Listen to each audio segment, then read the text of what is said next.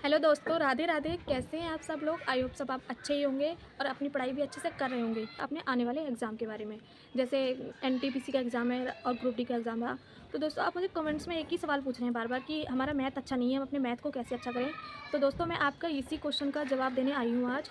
और ये बहुत ही हमारे लिए, ये समझ लो कि बहुत ज़्यादा मोस्ट इंपॉर्टेंट है कोई भी वनडे एग्ज़ाम को क्लियर करने के लिए। अगर देखो, कोई भी एग्ज़ाम रहा वनडे, अगर आपको मैथ नहीं आती है तो ये सोच लो कि आप उस एग्ज़ाम से बाहर हो। चाहे वो ग्रुप डी का एग्ज़ाम हो, यूपी पुलिस का एग्ज़ाम हो, एनटीपीसी का एग्ज़ाम हो, या फिर आने वाली जो दिल्ली पुलिस की 3-4 वैकेंसियाँ हैं सितंबर में, या फिर उसका एग्ज़ाम हो। आप ये सोच लेना कि आप उस एग्ज़ाम से बाहर ही हो। जो जितना भी बेस होता है ना वनडे एग्ज़ाम का, वो बस मैथ के ऊपर होता है। जिस बच्चे ने अगर मैथ को अपना क्लियर कर दिया, चाहे वो लड़का हो या लड़की, सोच लो उसने पेपर पास ही कर लिया, क्योंकि सब कुछ मैथ पे डिपेंड होता है। यहाँ तक कि रीजनिंग भी पूरी मैथ पे डिपेंड होती है। जीके जीएस, करंट अफेयर्स या रीजनिंग हमें इतना अच्छा स्कोर नहीं दे पाती जितना अच्छा स्कोर हमारा हमें मैथ दे जाता है। और मैथ एक ऐसी चीज़ है जिसे हमें रटना नहीं पड़ता। कॉन्सेप्ट को क्लियर अगर हम कर लेंगे ना, तो एक बार यहाँ पे चीज़ बस गई तो हम कभी भूल नहीं पाएंगे। लेकिन जीके जीएस का क्या होता है, हमें उस चीज़ को रटना पड़ता है, याद करना पड़ता है। तो इसमें कोई रटने वाली चीज़ है नहीं। तो मैं बस आपको वही बताऊंगी आज। तो ये वीडियो आपके लिए भी और मेरे लिए भी काफ़ी हेल्पफुल होने वाली है। अगर आपको वीडियो पसंद आए तो प्लीज़ चैनल को सब्सक्राइब करके वीडियो को लाइक ज़रूर कर देना। जो भी मैं वीडियो आगे अपलोड करूँ तो वो आपको मिल जाए। मैं कोई ऐसी फालतू की चीज़ें नहीं बताती हूँ अपने इस चैनल पर, सिर्फ पढ़ाई के बारे में ही बात करती हूँ। तो इसलिए आप मेरे चैनल को जरूर सब्सक्राइब कर लें। तो चलो दोस्तों, बात करते हैं मैथ के बारे में। आपको पता है फ्रेंड्स, आज हुई है बारिश, तो नीचे लाइट आ नहीं रही थी, इसलिए मैं ये वीडियो छत पर बना रही हूँ आके। ये आज का मौसम ऐसा ही हो रहा है, कुछ बारिश का बादल हैं सारे उसमें आसमान में। तो बस ये वीडियो मैं ऊपर आके बना रही हूँ। तो जो भी आवाज़ की प्रॉब्लम होगी ना, जो बैकग्राउंड से आवाज़ आ रही होगी, प्लीज़ उसको एडजस्ट कर लेना। और जो मैं कह रही हूँ बस उस पर ध्यान देना, बाकी सब चीज़ों को इग्नोर कर देना।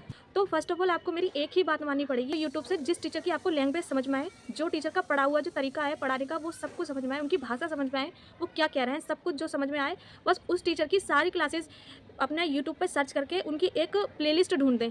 प्लेलिस्ट ढूंढ लें। देखो, अगर कोई भी टीचर है यूट्यूब पे आते हैं ना, तो वो सबसे पहले अपना फाउंडेशन बैच जरूर लाते हैं हर बच्चे के लिए फ्री में। इसलिए क्योंकि बच्चे उन्हें जान पहचान पाएँ और उनके बारे में समझ पाएँ। उनसे कनेक्ट करने के लिए हर टीचर पहले अपनी जितना भी तरीका होता है ना पढ़ाने का, कोई भी सब्जेक्ट हो, वो पहले फ्री में ही पढ़ाते हैं कि उनको पता चले और बच्चों को भी पता चले कि इनका पढ़ाने का कैसा तरीका है। तो जैसे आदित्य रंजन सर हो गए, दीपक भाटी सर हो गए, और विपुल सर हो गए, साहिल खंडेलवाल सर हो गए। अभी उन्होंने ग्रुप डी एग्जाम के लिए पूरी फ्री में सीरीज चला रखी है, मतलब फ्री में कोर्स कर रखा है अपने क्विक ट्रिक्स एग्जाम चैनल पर। तो फर्स्ट ऑफ ऑल पहले आपको एक ही टीचर को फॉलो करना पड़ेगा, उन पर भरोसा करना पड़ेगा, तब जाके आपकी चीज़ सही होगी। तो सबसे पहली चीज़ जो आपको करनी है, वो कोई भी टीचर की एक प्लेलिस्ट आपको सर्च करने लिए यूट्यूब पे ही, और बिल्कुल जीरो से स्टार्ट करना है। यानी कोई सा भी चैप्टर ले लो, आप नंबर सिस्टम ले लो, सरलीकरण ले लो, कुछ भी ले लो, बिल्कुल जीरो से स्टार्ट करना है। और उस क्लास को प्रॉपर बेस में देखना है आपको। और जो देख रहे हो ना, वो एक एक चीज़ नोट करनी है आपको अपने फेयर कॉपी में। फेयर यानी नोट्स बनाने हैं आपको। जो भी फॉर्मूला वो बता रहे हैं, तुरंत एक एक चीज़ आपको नोट करके चलनी है। और जब आपकी क्लास बिल्कुल खत्म हो जाए तो उसको रिवाइज करना है दोस्तों। अभी प्रैक्टिस नहीं करनी है, सिर्फ रिवाइज करना है। उसके बाद आपने जब 2-3 क्लासेस ले ली ना, तो छोड़ना नहीं है बीच में। अगर फाउंडेशन बैच देख रहे हो ना आप, तो कम से कम उसकी 60 या 70 क्लासेस आपको देखने को मिलेंगी मैथ की। तो बीच में ऐसा होता है कि हम 3-4 दिन पढ़ लेते हैं, फिर हम बोर महसूस करने लगते हैं। ये तो बिल्कुल मत करना। अगर देख रहे हो तो पूरी ही देखना, एक ही जगह बैठकर आपको सारी क्लासेस पूरी करनी है दोस्तों। उसके बाद जाके जैसे आपने नंबर सिस्टम पढ़ा, तो 40 से 50 क्वेश्चन की आपको प्रैक्टिस करनी है। तो प्रैक्टिस करने के लिए पहले तो सर ने जो क्वेश्चन कराए उनकी प्रैक्टिस करो 3 से 4 बार। और फिर आप कोई से भी पब्लिकेशन का एक प्रैक्टिस सेट खरीद के ले आओ। जैसे आप ग्रुप डी एग्जाम आ रहा है तो किरण पब्लिकेशन का कोई भी प्रैक्टिस जो प्रीवियस ईयर सॉल्व पेपर होता है ना, उसको लेकर आना और उनके क्वेश्चन लगाना। भला से चाहे आपने 20 क्वेश्चन ना सही, 4 से 5 क्वेश्चन किए, लेकिन किए तो सही, उनका तरीका आपको आया तो सही। तो पहले आप नोट्स बनाएंगे, क्लासों को पूरा करेंगे, उसके बाद जाके प्रैक्टिस करेंगे। और फिर मॉक टेस्ट देंगे। मॉक टेस्ट देकर उसको एनालिसिस करेंगे। और एनालिसिस में जब आपको पता चलेगा कि मेरा ये वाला क्वेश्चन गलत गया, तो उसको ही ढूंढेंगे कि ये कौन सा टाइप था और इसका करने का तरीका क्या है, उसको लिखेंगे, उसको नोट करेंगे। फिर उसी चीज़ को दोबारा पढ़ेंगे उन्हीं क्लासेस में जाके कि आपका जो है कहाँ से छूटा है, क्या छूटा है। तो देखो, मेरी स्ट्रेटजी तो हमेशा से ऐसी रही है। जब मैंने यूपी पुलिस का जो एग्जाम था ना, जो फरवरी में जो हुआ था, फिर उसके बाद री एग्जाम हुआ था, तो ये समझ लो मैथ के ऐसे ही 3 से 4 क्वेश्चन लगा पाई थी। मैं कुछ भी नहीं कर पाती थी।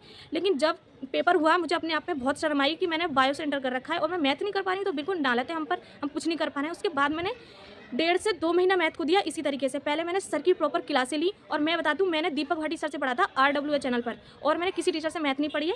वैसे आदित्य रंजन सर भी अच्छा पढ़ाते हैं। देखो, मैं तो जिन टीचर की मुझे लैंग्वेज समझ में आई, मैंने आपको बता दिया, सजेस्ट कर दिया। चाहे तो आपकी मर्जी, आप कहीं से भी पढ़ सकते हैं। तो मैंने तो उन्हीं से पढ़ी थी। फिर उन्हीं के जो वो क्वेश्चन कराते थे, उन्हीं क्वेश्चनों से मैंने प्रैक्टिस करी, उन्हीं के क्वेश्चन की। फिर मैंने एक प्रैक्टिस सेट खरीदा था यूपी पुलिस के लिए। बस मैंने यूपी पुलिस की प्रैक्टिस सेट से उन्हीं क्वेश्चनों को बार बार रिवाइज करा। तो मेरा अच्छा खासा स्कोर रहा था जो अभी री एग्जाम हुआ था उसमें मैथ का। यानी नहीं, मैथ और रीजनिंग का ही मैं कर पाई थी। जो भी मैंने मतलब मुँह के बल गिरी थी ना, वो जीके जीएस में गिर गई। मैंने ऐसे पढ़ाई कर ली ना, जैसे मैंने बताया कि पहले क्लासों को पूरा करो, फिर जो सर करा रहे हैं उन्हीं क्वेश्चनों की प्रैक्टिस करो, फिर कोई भी प्रैक्टिस सेट खरीद कर लाओ और उसी प्रैक्टिस सेट से क्वेश्चनों को लगाओ, चाहे 4 से 5 लगाओ, और उसके बाद मॉक टेस्ट दो, फिर रियलाइज़ करो कि हमारी गलती क्या हुई है। तो मैं आपको लिख कर देती हूँ दावे के साथ कि 1 से 2 मंथ में ना आप मैथ के ही अंदर अपने आप में एक इंप्रूवमेंट देखोगे, यानी पहली सीढ़ी से डायरेक्ट आप 8वीं सीढ़ी पर चढ़ जाओगे। और देखना फिर कौन सा एग्जाम नहीं निकलता है, चाहे ग्रुप डी का हो चाहे एनटीपीसी का हो, फिर देखना आप। और ये चीज़ आपको 2 से 3 मंथ करनी है लगातार। मैं तो शुरुआत में 3 से 4 घंटे दे दी थी मैथ को, तब जाके मेरे मैथ में सब कुछ सही हुआ है। अगर आपने 50 क्वेश्चन भी नहीं करे, 4 से 5 भी करे, तो आपको आए तो वो क्वेश्चन, कम से कम प्रैक्टिस तो करी। और इस चीज़ के लिए ना आपको 1.5 से 2 मंथ में करीब ऐसे ही इसी टाइम टेबल पे 2.5 से 3 घंटे मैथ को देने हैं। फिर देखना आपका मैथ कहाँ कौन से लेवल तक पहुँच गया। तो पहले क्या करना है, आपको किसी टीचर पर भरोसा करना है, उनसे क्लास लेनी है प्रॉपर वे में। और हाँ, 60 से 70 क्लासेस होती हैं एक पीडीएफ में, आपको छोड़ नहीं देनी है बीच में, पूरी टोटल करनी है उन पर भरोसा करके। पहले तो आपको 1 से 2 क्लासों में बोर महसूस होगा, लेकिन जब आप करते चले जाओगे ना, तो आपका जो है उनसे वाइब्स मैच होना स्टार्ट हो जाएंगी, आपको इंटरेस्ट आने लगेगा। बस आपको खुद को रोक के रखना है उस जगह पे। तो फिर उसके बाद प्रैक्टिस करनी है। तो जब आप प्रैक्टिस करोगे ना, तो फिर देखना आपका मैथ कहाँ जाएगा। देखो अभी ग्रुप डी एग्जाम में ना 2 से 3 मंथ हैं, तो आपने 1 मंथ में या 1.5 मंथ में मैथ का सिलेबस कवर कर लिया ना, 3 से 4 घंटे पढ़कर, उसके बाद जाके आपने अगर प्रीवियस ईयर के क्वेश्चन लगाए, तो फिर ये सोचना कि ना तो आपकी जीके जीएस साथ देगी, ना रीजनिंग साथ देगी। और साइंस का तो बहुत ही इंटर करे हुए हैं ना बायोलॉजी से, उसका तो ठीक ठाक समझ में आ भी जाएगा, लेकिन जो आर्ट साइड वाले होते हैं बेचारे बच्चे, वो फंस ही जाते हैं कहीं ना कहीं। तो उनके लिए मैथ को अच्छा करना पड़ेगा आपको, तब जाके आपका जो है उसमें अच्छा स्कोर बनेगा। अगर आपने मैथ कर लिया ना, तो सब सोचो सब पूरा एग्जाम पास ही हो गया।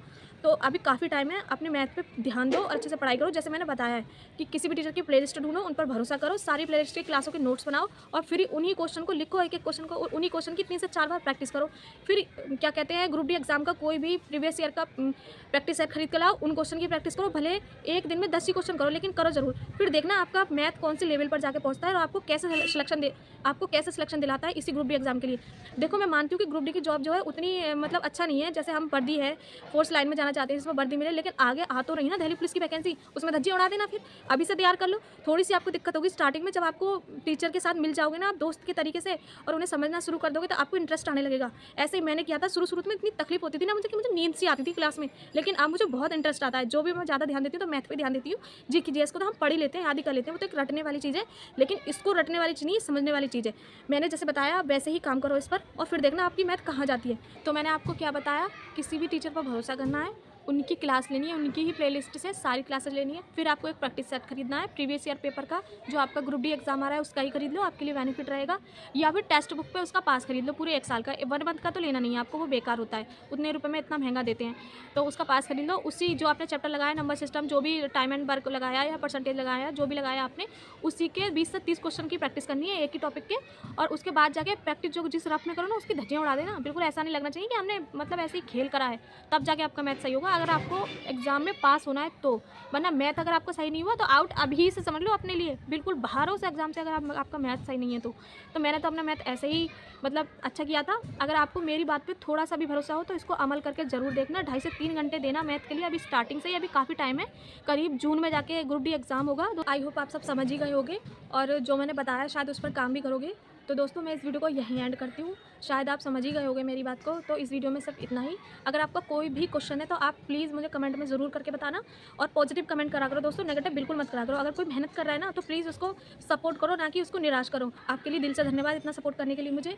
तो मैथ का मैंने प्रॉपर वे बता दिया आपको। तो इस वीडियो में इतना ही, मिलते हैं नेक्स्ट वीडियो में, जब तक के लिए राधे राधे।